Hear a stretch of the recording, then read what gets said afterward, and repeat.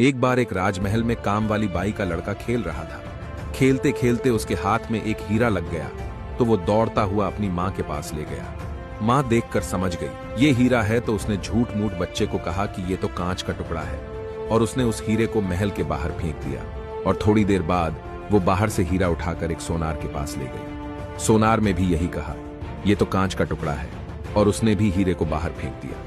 वो औरत वहां से चली गई तो बाद में सोनार ने वो हीरा उठा लिया और जौहरी के पास गया। जौहरी को पता चल गया कि ये तो एक नायाब हीरा है, और उसकी नीयत बिगड़ गई, और उसने भी सोनार को कहा कि ये तो कांच का टुकड़ा है, और उसने भी हीरे को बाहर फेंक दिया।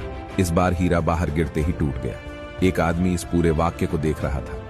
उसने जाके हीरे को पूछा, जब तुम्हें 2 बार फेंका गया तब तुम नहीं टूटे, मगर तीसरी बार क्यों टूट गए? हीरे ने जवाब दिया, न वो औरत मेरी कीमत जानती थी और ना ही वो सोनार। मेरी असली कीमत वो जौहरी ही जानता था, लेकिन उसने ये जानते हुए भी मेरी कीमत कांच की बना दी और मैं टूटकर बिखर गया।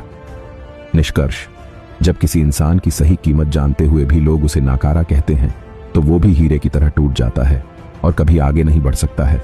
अगर कोई व्यक्ति अपने हुनर को निखारते हुए आगे बढ़ने की कोशिश करता है तो उसका हौसला बढ़ाओ और उसको सपोर्ट करो, और ये न भी कर सको तो कम से कम हीरे को कांच बताकर तोड़ने का काम भी न करो।